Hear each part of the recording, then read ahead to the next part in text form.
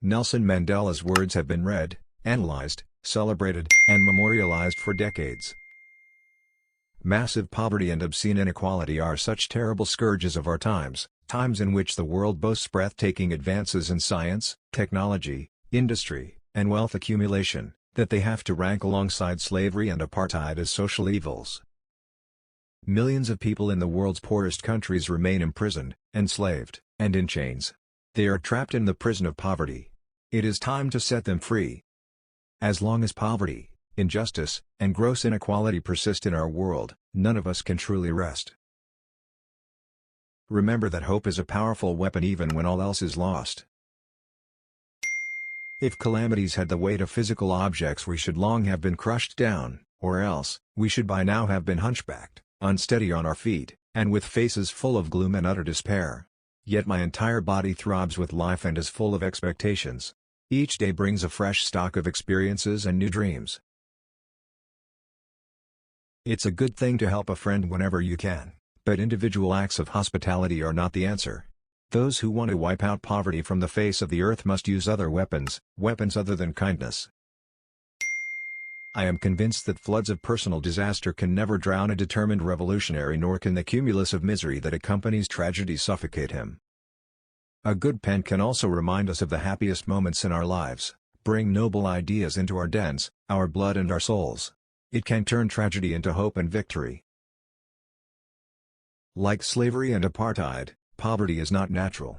It is man-made, and it can be overcome and eradicated by the actions of human beings. Overcoming poverty is not a gesture of charity. It is an act of justice. It is the protection of a fundamental human right, the right to dignity and a decent life. While poverty persists, there is no true freedom. Do not look the other way, do not hesitate. Recognize that the world is hungry for action, not words. Act with courage and vision. Sometimes it falls upon a generation to be great. You can be that great generation. Let your greatness blossom. I am not less life-loving than you are. But I cannot sell my birthright, nor am I prepared to sell the birthright of the people to be free. Of course the task will not be easy. But not to do this would be a crime against humanity, against which I ask all humanity now to rise up.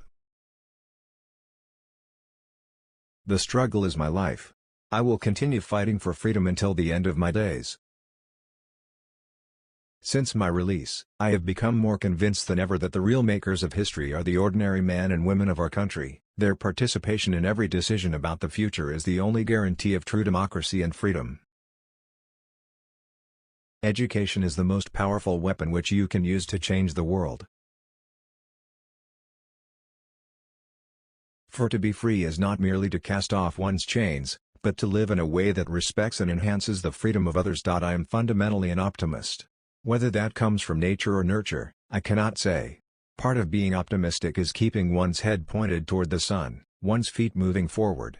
There were many dark moments when my faith in humanity was sorely tested, but I would not and could not give myself up to despair. That way lays defeat and death.